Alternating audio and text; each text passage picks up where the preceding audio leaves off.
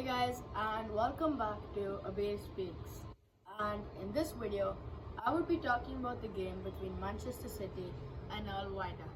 So this was the opener of the FIFA Club World Cup for Manchester City, and Manchester City remained dominant and on top, and they got the win. It was an easy 2-0 win for Manchester City, and a late red card for Manchester City as well, with Rico being sent off with 3 minutes left to be played. And it is controversial in some angles, and I completely agree. It is completely controversial, the red card of Rico. Okay, so let us analyze, talk about the goals, and discuss the red card of the game yesterday. So at first, the lineups of Manchester City were Edison, Ake, Nico O'Reilly, Victor Rice, and Ruben Diaz. And Ryan Diaz was playing as CDM. Cherki was there, Foden was there, Marmoush was there, and Doku was there, with Marmoush playing on top. And Savinho was also there. So that's the lineup of Manchester City, and later in, Rodri came on, Erling Haaland came on, and some other players also came on. Okay, so and Oscar Bob. Yes.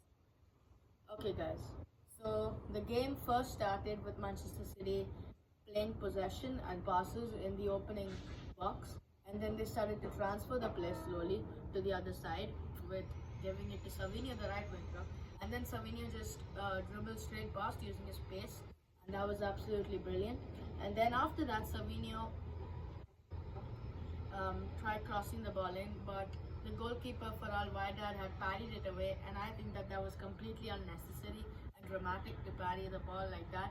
Instead, it could have been catchable, or it could have been parried on the side, because as the goalkeeper had parried it, it had come straight to Phil Foden, and it was Phil Foden who had given the pass to Savinho in the first place, and then it was Phil Foden who took an extra touch with his left and just curled it in with his left, making it settle down, and it was a beautiful goal by Phil Foden, if I'm being honest. And I'm really happy that Phil Foden has scored that goal, because he really needed that. Phil Foden, he had been terrible last season, I'm saying it plainly, but I think Phil Foden is going to be back in his prime soon. Okay guys, so it was 1-0 just like that for Manchester City. And then Wydad, instead of Man City, were the team that were dominating chances, and that was something to be concerned, because it was Manchester City's old counter-attacking habits which were slipping up again. Like whenever they lost the ball, they would always be caught in a counter-attack, and with only 2 to 3 defenders left, while the other defenders were up and can't track back because they would lose their man. But you see, that was the impact of Rodri, because when Rodri was there, he used to watch his man and as well track back and help the defense. So Rodri and Tijani Reinders, if I'm being honest, are really same, and I'm glad that this can stop the 1v1 situations in counter-attack situations, because Manchester City were this close to conceding a goal. It was a cross by Amrabat, and he had just passed it, and then I'm not sure, Yusuf could not have kicked it inside the net. It was a little far. And if I'm being honest, from Wydad, Amrabat had a really good game. He was crossing the balls, he was playing passes, he was just doing everything that a player like a right mid should do. That's exactly what I'm saying. Okay, so it was still 1-0, and Wydad also had a 1v1 chance, but Edison had come on top and had saved that. It was really brilliant. And also, Wydad did take some outrageous long shots from the half line. They had taken one shot, but that was an easy save for Edison. But Edison was caught really in front, lacking, But Edison did make some great and very crucial saves, if I'm being honest. And after Phil Foden, I would definitely put Edison as the second man of the match, because he made some saves, and his handling and his distribution was all accurate, and that was exactly what Manchester City needed right now. So after that, it became 2-0, as simple as that. Manchester City already had many corners, and it was either Foden or Omar Marmoush who were taking the corners, and when you look at it properly, it's kind of visible that Phil Foden was continuously trying to whip it in the box and hoping for a man to come on the second post or somewhere in the middle instead of the first post, because the goalkeeper was standing in the first post and he he was expecting his defenders to be on the second post, because it's easier to dive on the first post from the second post than the second post from the first post, depending on which angle the corner was being taken from. Like if the corner was taken from the right, it's better to be first post. If it's taken from the left, it's better to be first post from the left side, which is basically second post from the right side. Really simple.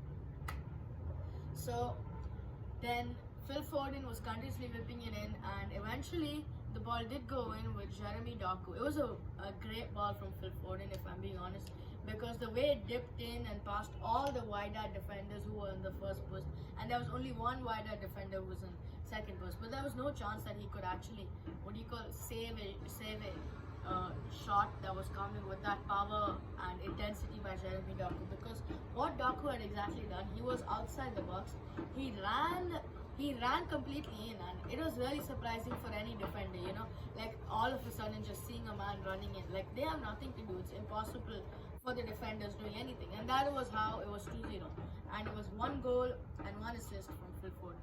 But other than that, Phil Foden made some good passes. He only lost the ball 2 times out of his 108 touches, and that was absolutely brilliant. And he crossed the ball in many times, even though the crosses were not that accurate. It's fine. Phil Foden is still getting back to his form. And then on top of that, in the second half, we had Rodri coming back in, and let's just say Rodri, obviously he didn't play his game, but he did help in the defense a lot, Rodri.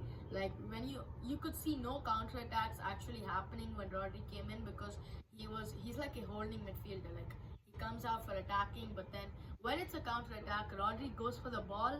He doesn't actually go for the man, and that's really brilliant because he trusts his full backs, to actually charge in, and his defense from behind to just stay there and try intercepting some key passes. And that knowledge is there for Rodri. And Tijani Reinders, my. He was exactly playing like Rodri and De Bruyne combined. Like, if you saw Tijani Reinders' passes, he tried finding players in the box, Just give me a second, guys. He, found players in the box, and that was really, really good. And he could also lob the ball, he could play long balls. They were all really accurate, if you know what I mean. And that's exactly why I love Tijani Reinders. And forget about Reinders. Cherki didn't have a really good game, if I'm being honest. Like, he was not on his top form, guys. And that is something that is really, really concerning, because what Cherki said against Manchester United might have gotten into his game, and then the trolls, and then he might not even start against Man United, and then his career just might be over like that. So that is something you need to be concerned about. But other than that, Rodri came on, he could not give some good passes at all, his crosses or anything. It was fine, but he could make normal passes that a defender would make, and that is what I'm really proud of Rodri doing. But I'm sure that it would take time for any player who has undergone an ACL injury for them to actually get back into their top form, and that is completely understandable. I'm fine with Rodri playing like that, And Erling Haaland also, after his ankle injury, he hasn't been on his top form, Marmoush, let's say after Haaland, has been a bigger impact, and I really like that. Like Marmoush is the player who actually has the confidence to take long shots, and that is something a striker actually needs, because a striker doesn't have control, doesn't have dribbling. A striker is just lethal finishing and lethal touches. That's all a striker is. Okay guys, so nothing much happened in the second half. Man City got 2 chances. It was a 1v1, but goalkeeper obviously stepped up. Jeremy Doku could have passed, it was a counter-attack for Man City. Rodri was there, he passed it to Jeremy Doku, and Jeremy Doku was on through goal, but Phil Foden was right next to him, and also Haaland was there. It would have been a really, really good option if Jeremy Doku had passed it to Foden. Foden could have sliced it in. It was a better chance than Doku taking shot, because Foden had Jeremy, he was in the center, so Doku again and Haaland again, so that was completely brilliant. That would have been brilliant prawning, but Jeremy Doku tried curling it in the bottom corner, but it wasn't that efficient, and that's completely fine, All that matters is Man City is in form, and it's a clean sheet as well. Rodri is back, Oscar Bob was back, Erling Haaland was back. They're all training, but it's crucial for the game against Juve, and that's really important, the game against Juve. So Rico Lewis then got sent off, and it was not a red card. I'm completely being honest. So basically, what happened was the other Wydad player, striker, actually he had gotten the ball, but then he had taken an extra touch. Okay, and then like any no nonsense fullback, right? They would come and just clear the ball, right? But it might hit the player, but that doesn't matter. But the thing that matters was Rico Lewis had hit his face, and like whenever the referees see a player hit a person's face, they're completely blinded by they got the ball. It's just they hit the face, the player's in so much trouble, he might suffer a concussion. That's all they think about, and I think that's really stupid and silly. Like you can't just judge based on that, but you should know that the ball's clear, and that's just a follow through of Rico Lewis, where he scrapes the player's head. Okay, fine. Since it's a head injury, give a yellow card for like not taking your leg back in the follow through, even though it's really unnatural and you can sustain an injury. Like that's rubbish. The ref, like seriously, man. Now Rico Lewis is suspended against the game against Juve.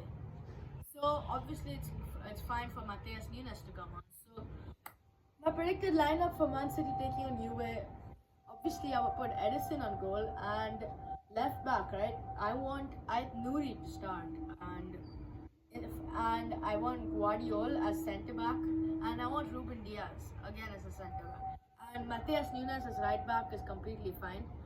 And then I'd like having Rodri, and not right now, okay?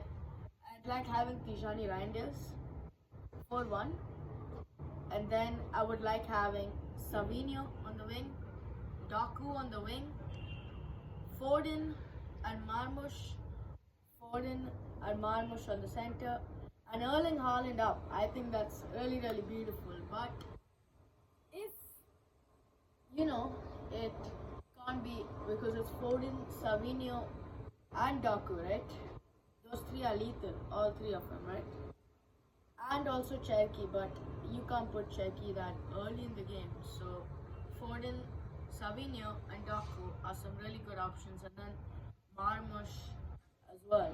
And then obviously on top you can put Erling Haaland.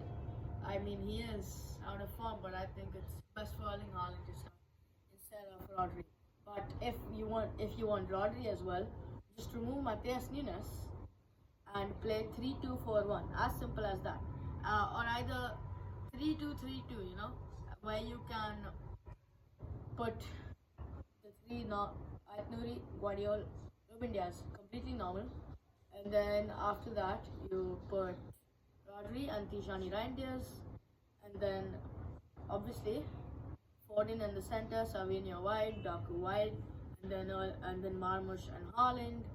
Or either you can go with 3-2-4-1. So it's Man City have some really good options, but they just need to make some good picks, guys, and that's all that matters. So thank you for watching, guys, and I shall see you in my next video.